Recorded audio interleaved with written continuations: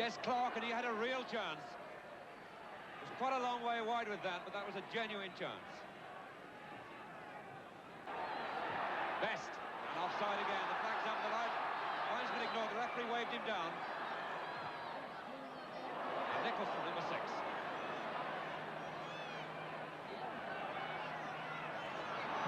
And Cooper in, now Rice. Peters, McMordy, brilliant save. Banks made a difficult job look very easy. Good shot by McMordy.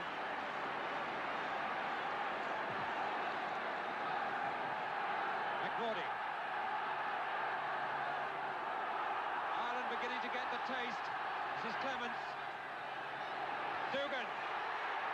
Best couldn't make it. Best now to Clements. Where's Dugan? There again! Again, Banks! No wonder Gordon Banks is judged the world's #1. A brilliant header, though, by Dugan, who really is on top of this defence at the moment. Dugan.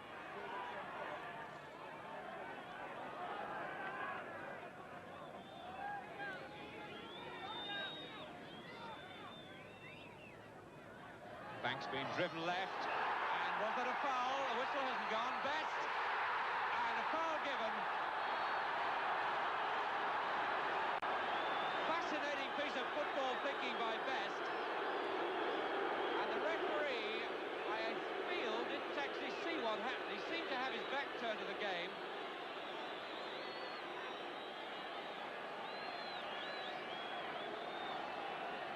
Well, all Best footballing flair and sheer impudence there to see. Whether the referee saw it or not, very questionable really whether it was fair or not. Ball. Peters! Oh, he almost got there. It was taken away by Nicholson. But the typical Peters piece of lurking. The man Alframsey calls the shadow. Certainly turned up right from the back then.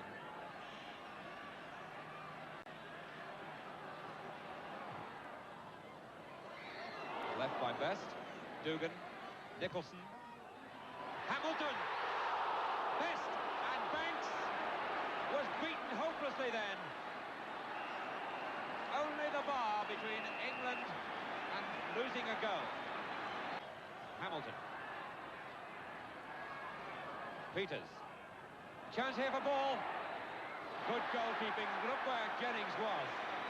He had to come out and come a long, long way. And it worked.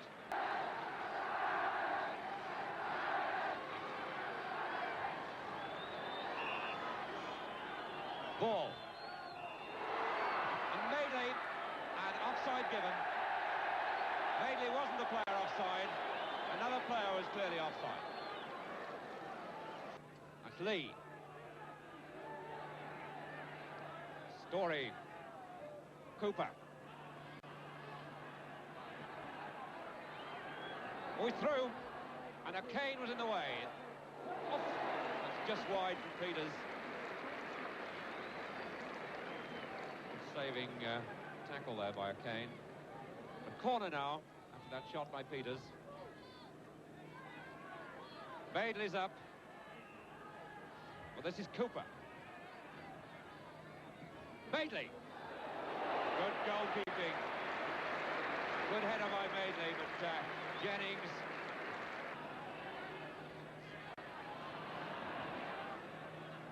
Story. Peters. Chivers got away. Oh, what a good save. Chivers escaped for the first time in this match. Hunter. Clarke for England. Back to Cooper. Hunter. Clarke. Oh, great piece of enterprise by Allan Clarke.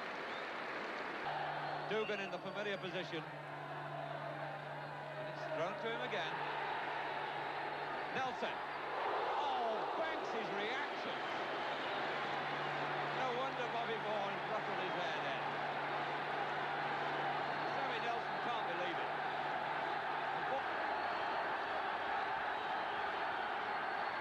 Big one. Cassidy. Best. Okay. Oh, Lee for England. They've got a chance 3 against 2 here, but look at the bumpy pitch. Clarke, he's not offside. They must score, surely. 1-0, and Northern Ireland, victims of their own pressure, appealing for offside. The referee is not interested. The linesman was in line. They're coming arrest to the linesman now. But that goal is going to stand for England with 10 minutes to go. This is Best. And a foul there by Best on Lee.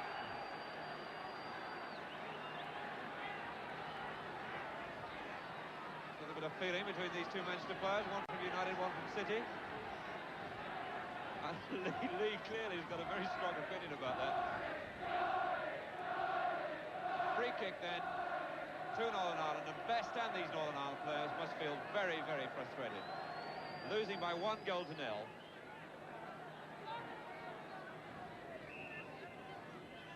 Moore with the kick. Lee. To Madeley, and that's the full-time whistle, and England have beaten Northern Ireland by 1 goal to 0. Ireland still unable to break down this long run. They haven't won at home against England for 44 years. Allan Clarke got the decisive goal. And a victory for England, but this is what tonight's paper in Belfast is saying. We was robbed. England's goal should not have been allowed. And there's a particularly strong quote on the front page from Mr. Harry Cavan, the Irish FA president, who's also a vice president of FIFA. He says the cooperation between referee and linesman left a lot to be desired.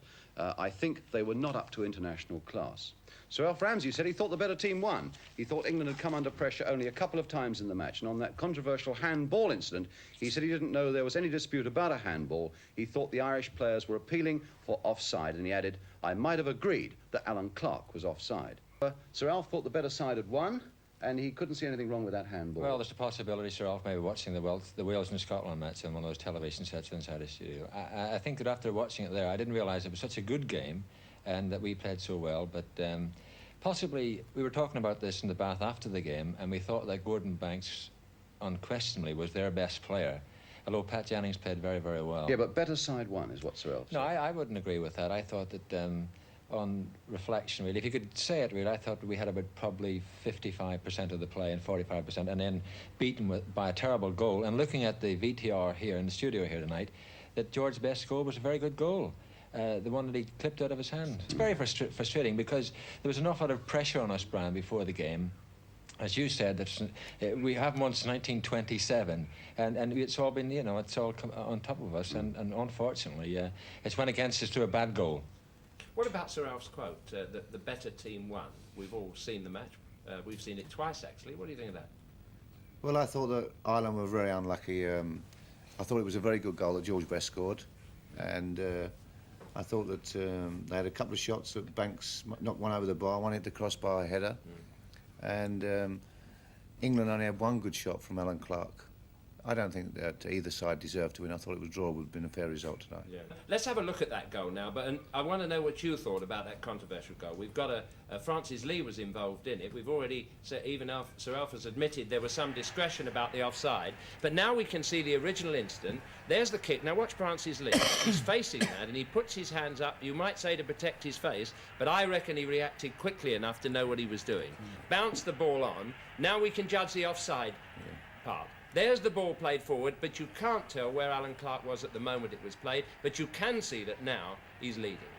Pat Jennings gets a bit mixed up there, rushes out, leaves the goal open, and there we see the end of it. What about it? Malcolm Allison, Francis Lee, was he awake and was that intentional handball?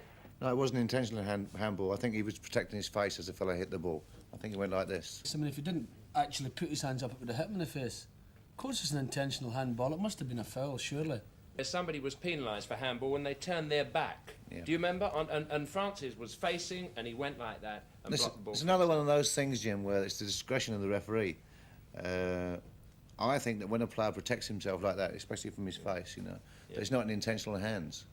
Yeah, I think that if it hadn't been Francis Lee, I wonder what Malcolm's comment would have made the same comment. Bob McNab is a neutral, a kind-faced gentleman. What about that incident? I thought he was onside, slightly onside, and about the handball, really, it's just like Malcolm said, it's one of those things, you know, sometimes give handball. The ball actually only travelled about 3.5, 4 yards. I don't think he could give hands. Franny protected his face. It's just one of those things.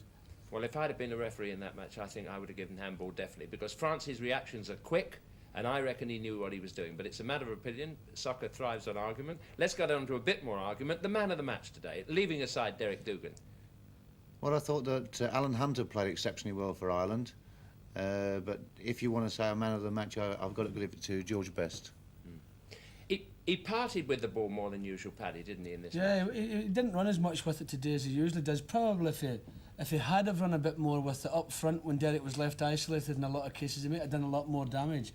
I thought two of the better players, I think one of the best players on the pitch was Gordon Banks.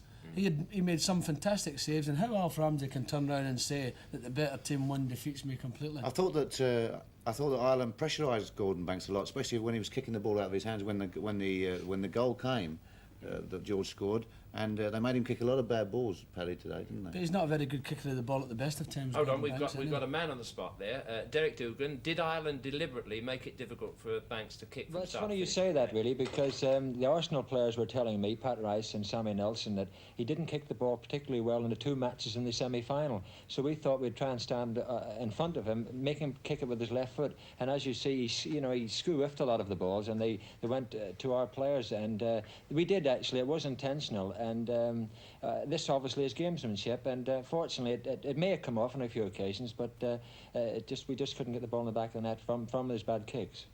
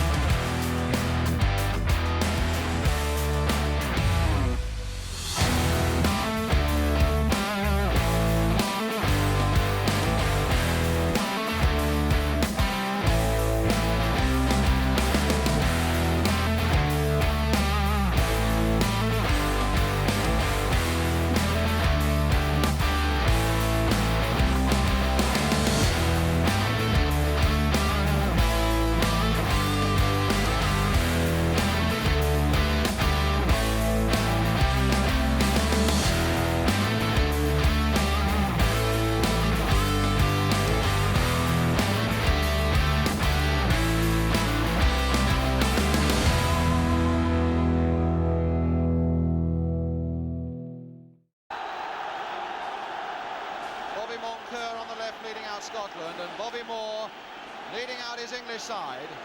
The England side, Chris Lawler coming in at number 2. It was a question of Madeley or Lawler, and it's Lawler who's got the number 2 place. It was also a question of whether Francis Lee would have recovered from an injury, and he's fit as well. The Scottish side, a much more adventurous looking side, a much better balanced looking side than lost at home to Northern Ireland in Hampden Park on Tuesday night. With a lot of experience there, particularly in defence, and a lot of inspiration as well. And the sheer inspiration, I suppose, they're looking for from Jimmy Johnston. Now Moore. Oh, Cormac There's more delayed. Cormac again wasn't giving him time. As a cross going under Banks' crossbar, gathered as safely as ever though by Gordon Banks from the challenge by Curran. And what a good throw by Banks, straight to Allan Ball. Lee wanting it fast down the right, and Lee's got it there too. Hurst is waiting in the middle, and Brogan covering well for Scotland. So England's corner, it'll be Ball to take it. Chivers has gone into the 6-yard area. Hurst is there too. Peters and Lawler, who scored nearly 50 games of first-team football, was getting there as well. And Peters! Oh, was it there? Yes, it's given! Martin Peters gets that one. And England go ahead after 9.5 minutes. Clarke is furious. Peters is delighted. But now Johnston, they look more and more now to this Louis man. John Gregg going up on the outside. Jimmy Johnston. And Ball putting it back there. Curran with a chance, and Curran has equalised. The back pass that wasn't a good one, and it came from Allan Ball. And Curran there in the mix-up with Banks, making it 1-1. 2 goals now in the first 11 minutes. Well, in fact, it was Jimmy Johnson here who tried that ball through, which brought about the trouble, and there was Ball's pass back. Now look as Banks comes and misses the ball. He went straight for Curran's feet. Curran didn't touch it, so it was an own goal. Rob. Now Ball looking to get on that one. That fell nicely for Ball. What a nice little pass there for Lee. Can he belt this one? Still Lee going on. They're lining up for it, and Clarke tipping that over. That was a fine piece of goalkeeping. And so now it's Davy Robb. All shaken off that ball by Lee. And Brogan now putting it for Chivers to hammer it. And there it is! Martin Chivers! A mistake in that Scottish defence by 2 players. Robb in the first place, and by Brogan in the second. And Chivers making no mistake with the chance that came his way. Well, in fact, it was Francis Lee here who won that. He doesn't fancy that tackle and keeps out. But in the end, he gets the break. And Martin Chivers in that position, look where the shot's from, and look at the accuracy and power. That's why Chivers is in the class that he is. Oh, Chivers are going on this one. There was a deflection which wasn't very lucky. And there it is, Martin Chivers, another one. With Clarke absolutely stranded the goalkeeper. And that's his fury. And that's again the English delight. It shows the pace of Martin Peters. You see how much he has to make up there. Martin Chivers, there he is. Look at him racing for it. Goalkeeper slightly out of his goal, and it was just the space he wanted to get it there. And this Martin Peters who's got it, and Terry Cooper now over on the left. The cross towards Hurst, flicked on. Chivers, the hat-trick! No, disallowed. Offside, says the linesman on the far side. Well, we can look at it now and see what we think, whether that was offside. Certainly the near defender was at fault. You can see that Chivers is at least level when that ball was flicked there by Geoff Hurst. It would have been his hat-trick, but I think the linesman was absolutely right to disallow it. Moore. Chivers away for this one, but Moncoeur's gone with him. Now has Chivers the strength and the skill to fight off Moncoeur? Well, at least he's got the skill to find Martin Peters. Peters trying to turn it through for Clarke. Now can Clarke turn that one in? Down he goes. Peters to turn it across again. Ball, he cannot fail, but he has. How did he miss that one? He doesn't know, and Clarke had a beautiful chance before it.